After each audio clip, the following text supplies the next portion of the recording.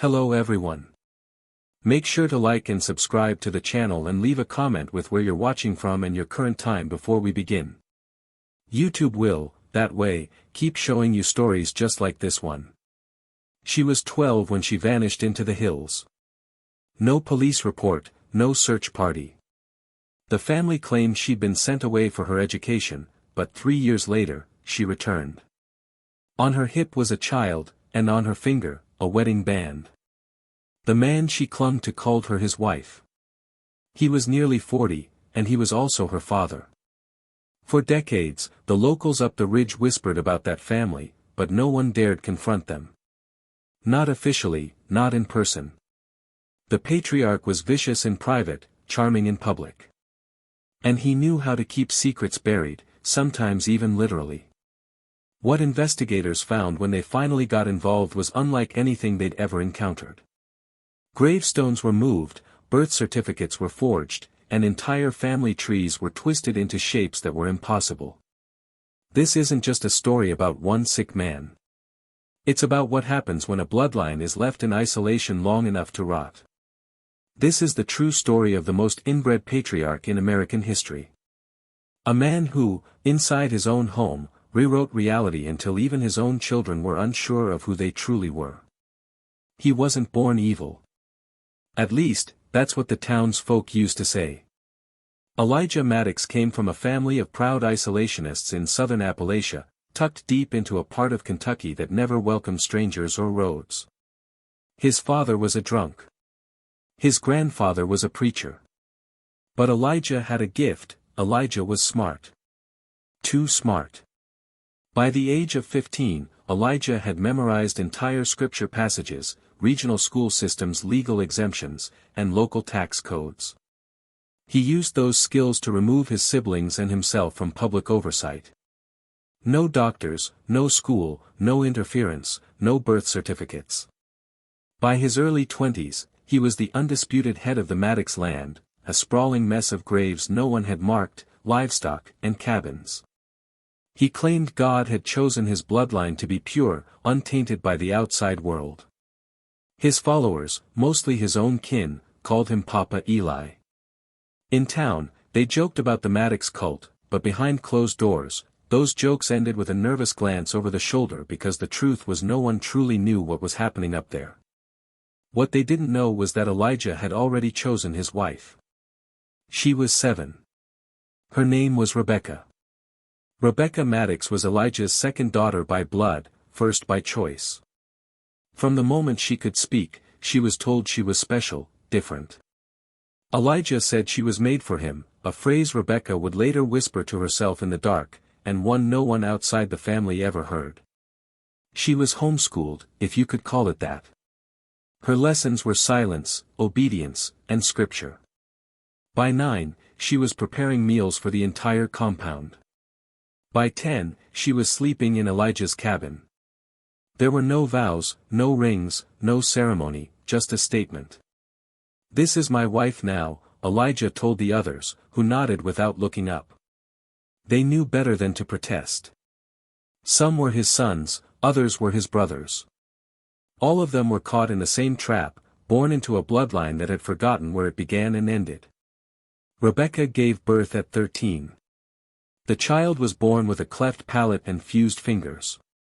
Elijah claimed it was a sign that their blood was becoming divine.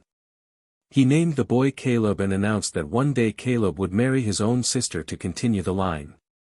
By now, outsiders were beginning to notice. A midwife who helped during a rare hospital birth reported the child's deformities and asked about the father. Elijah claimed to be an uncle. The mother, Rebecca, never said a word. Social services came once, but by then Elijah had buried anything that looked like evidence and made sure everyone on the property told the same story: "We're just poor folks who keep to ourselves." The agents left. No one ever followed up. No charges were filed. Rebecca's face, in the rare photographs that exist, is a map of silence. Flat expression, sunken eyes, hands always curled inward like she was bracing for something.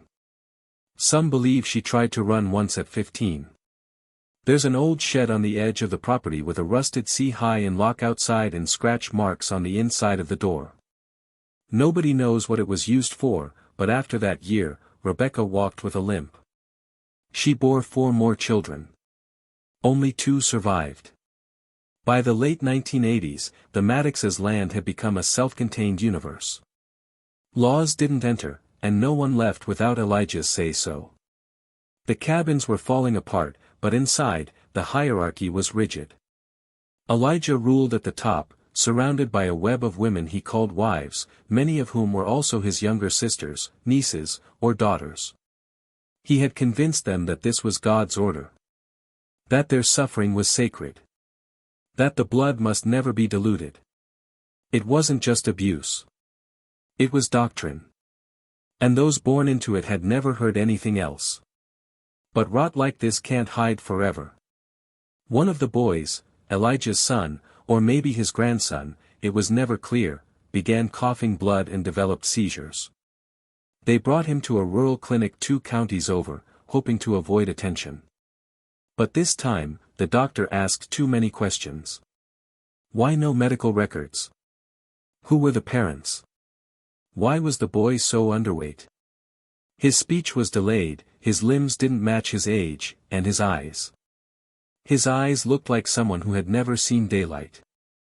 The boy didn't talk, but he drew pictures, strange, violent ones. A man with a crown of thorns holding a girl's hand, a grave beside a bed, a cabin with no windows. The clinic contacted Child Protective Services. An investigation opened quietly at first, but when they looked into the Maddox family's records, they found almost nothing. Dozens of names with no birth certificates. Property deeds written in cash, some of them forged. Marriages that were never registered. A family tree that looped in on itself so tightly it became meaningless. Still, the authorities hesitated. The county was small. The Maddox name was old. No one wanted to touch it. Some officials had distant ties to the family. Others were simply afraid. There were rumors Elijah had buried more than animals on that land. A former deputy once claimed they found a child-sized coffin in the woods near the property, but were told to drop it. And then one day, Rebecca vanished. No body, no funeral. Elijah claimed she returned to God and died in childbirth. But locals remember seeing him in town a week later, laughing with a new girl on his arm, 15, maybe 16, barefoot. He introduced her the same way, "This is my wife." The investigators who finally went up the ridge did so with backup, body cams, and a quiet sense of dread. The operation had been authorized under the guise of a welfare check. But they knew better. One of them later said it felt like walking into a forgotten kingdom. No power lines, no roads, just the cabins, the trees, and that eerie silence that settles over a place where time has stopped paying attention. What they found wasn't a family. It was a cult. Children with haunted eyes and missing teeth. Women who wouldn't speak unless spoken to. Boys with mismatched features who didn't know how to read or write but could recite Elijah's words like scripture. There were more people than they expected. Over 30 in total, many of whom had no legal identity. Most were under 20. None had ever been to school. And then there was the graveyard. Unmarked stones, dozens of them, some no bigger than a shoebox, others with faded carvings that looked like they'd been done by hand. A few had crosses, one had a doll shoe laid at the base. No official records matched the deaths.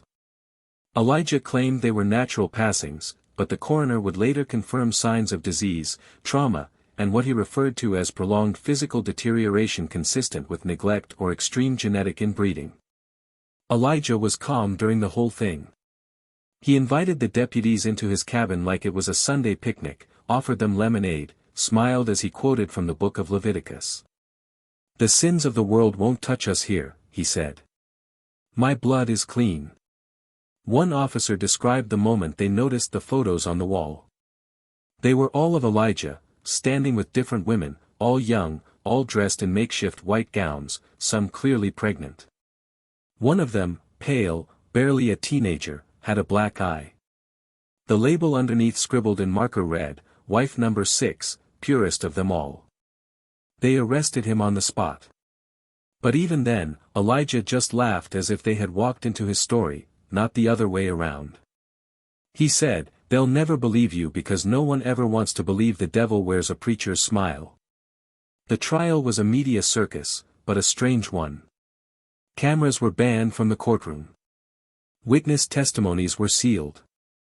Even now, most official documents are heavily redacted or missing entirely. What we do know is this. Elijah Maddox was charged with multiple counts of child abuse, unlawful imprisonment, incest, and statutory rape. The prosecution estimated that at least 9 of the children on the property were his direct offspring through his own daughters. DNA confirmed at least 5 of those cases. Others were inconclusive due to genetic collapse. But Elijah pleaded not guilty. His defense was that this was religious persecution, that his lifestyle was protected under the First Amendment, that the people calling him a monster were just too weak to understand what true faith requires. The jury didn't buy it. He was sentenced to 136 years without parole. But the psychological damage he left behind couldn't be locked away. Survivors struggled to reintegrate. Some were placed in foster care and ran away within weeks. Others never spoke again. One girl, age unknown, refused to remove the makeshift wedding band Elijah had given her, even after years in state custody. When asked why, she said, "It's the only thing I have that proves I was real." Rebecca's fate remained a mystery. Without a body, authorities couldn't declare her dead. Elijah never gave a clear answer. Some believe she may have escaped and that her disappearance triggered the chain of events that finally brought the compound down. Others think she was buried in the woods where her grave would blend in with the moss and rot. But perhaps the most haunting part came from the diaries. After the trial, investigators found dozens of handwritten journals hidden beneath floorboards. Most were Elijah's. In them, he described each wife in detail, assigning points for obedience, purity, and fertility. He ranked children like livestock. He drew family trees that looked like tangled roots growing inward. And in one entry written in shaky hand near the end, he said this: "If you love something, you bring it closer. That's how God works. His angels aren't strangers. They are your blood, your bone, your echo." It wasn't just sickness. It was ideology. And worse, some of the children he raised had begun writing their own books. One of those children, now an adult, goes by the name Jacob Maddox. His birth was never recorded. His real age isn't known. He appeared publicly for the first time in a rare interview conducted under heavy anonymity. His voice distorted, his face blurred, but what he said chilled, even hardened investigators. He said he still hears Elijah's voice at night. He said sometimes he agrees with it. Jacob spoke calmly, almost serenely, about life in the compound. "We didn't know we were prisoners," he said. "Papa Eli made it feel like we were chosen. The world outside was full of poison. We were the cure." He described daily sermons where Elijah taught them that blood was truth and that any outsider trying to intervene was sent by the devil to break the chain. But then Jacob paused. "There were things we were never allowed to say, not even in our heads." He mentioned something called the dark room. A place beneath Elijah's cabin where disobedient children were taken. No sound, no light, no food, just the creak of floorboards above and the sound of Elijah praying. One child, he said, never came back. He didn't remember her name, just that she smiled too much. Jacob was one of the few who could read. Elijah taught him so he could help maintain the family's scripture. He copied down rules, catalogued births and deaths, even helped assign pairings between siblings. He thought it was normal. He thought that's what families did. And then he saw a newspaper. It blew onto the land after a storm. Just a single weathered page, an article about a nearby town showing smiling children playing in a park. They weren't wearing dresses. The boys weren't afraid. They looked free. That moment, Jacob said, broke something in his mind. A fracture he never recovered from. That's when the question started. That's when he started hiding food, mapping exits, leaving small clues for anyone who might come looking. When asked if he believes Elijah was evil, Jacob didn't answer directly. He just said he believed in what he was doing. That's the scariest kind of man. And then, almost as an afterthought, he whispered, "Some of us still believe in him. If you're still watching, you're already braver than most.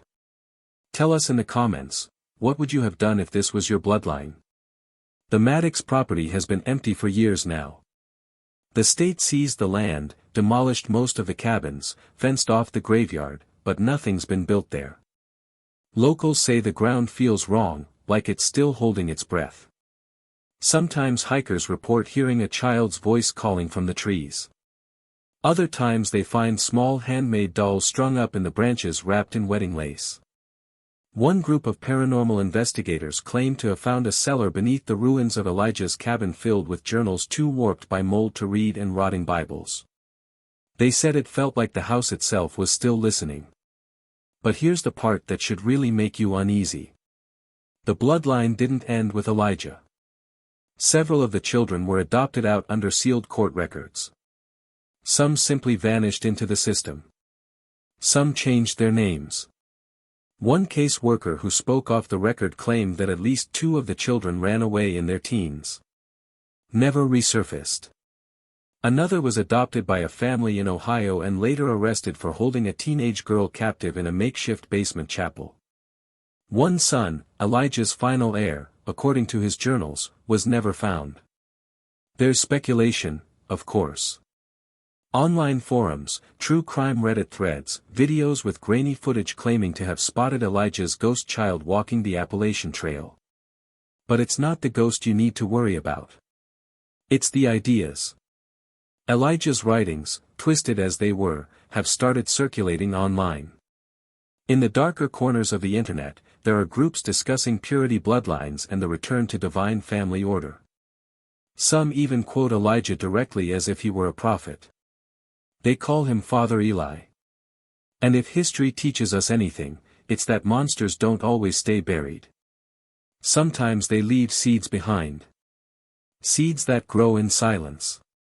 So if you ever hear about a family deep in the hills living off the grid, refusing outsiders, claiming that blood is sacred, don't laugh. Don't ignore it. Because that's how it started last time.